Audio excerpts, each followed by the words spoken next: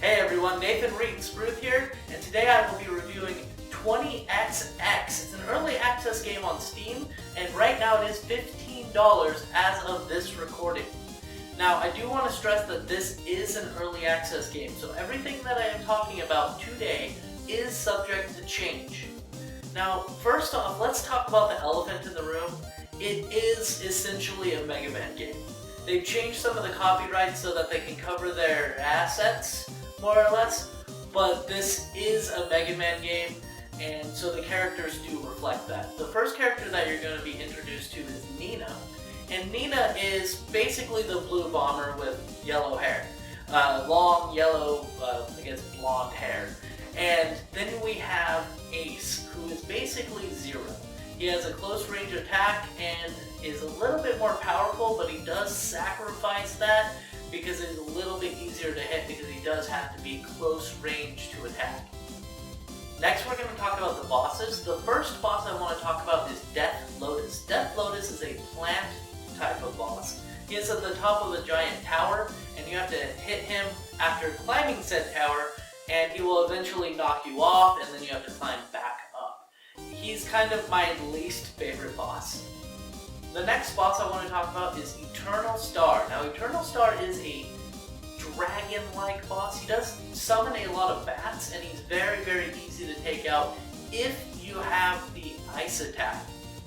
The next enemy I want to talk about is Kerr. Kerr is a fire-based enemy as well. He has 3 different attacks: a close range, sword-like attack, fire attack that's similar to a flamethrower, and thirdly, he has these giant projectiles which are in squares, and those do a lot of damage, so you want to avoid those.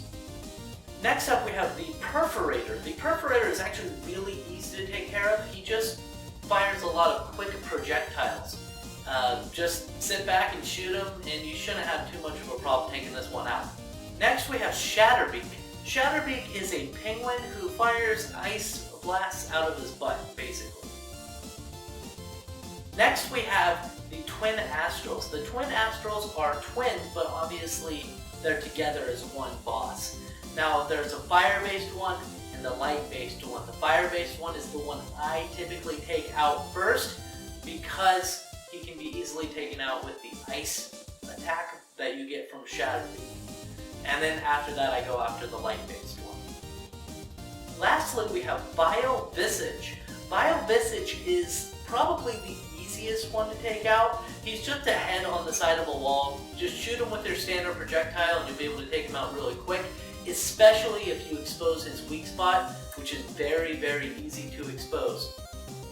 At the time of recording, there actually is no main boss. They do have plans to implement him later on down the line, but as of the time of recording, there is no main boss in the game. There also used to be a boss named Vile Spider, but that one isn't in this build of the game, so I can't really review it. So after all of that, what makes this game different than Mega Man X? Well, as you can see, it's very, very similar. You do kill the bosses and be able to collect their powers, but you can only assign up to 3, and you assign them to a specific button, whether it be Y, left bumper, or left trigger. Now, if you wanted a 4th one, you would have to then switch out one of your other 3.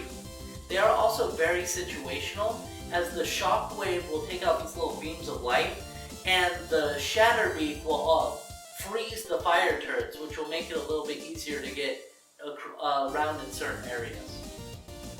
Now, every time you play this game, it is procedurally generated.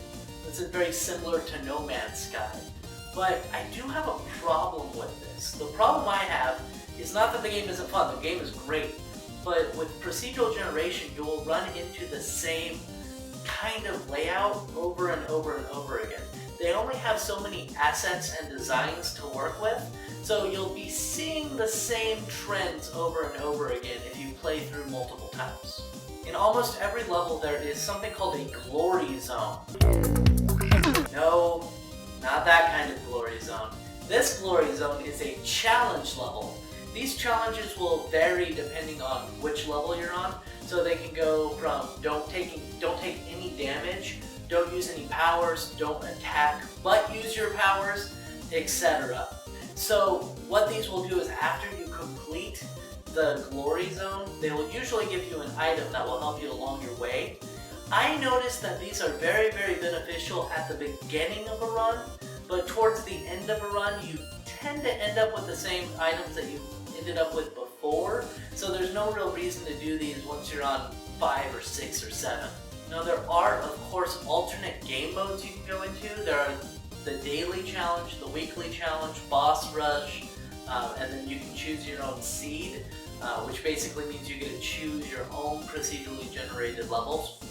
But I haven't really played along with those very much. I do understand that there's a leaderboard for the weekly and daily challenges, so if you're into kind of competing with people online, maybe those would be good for you.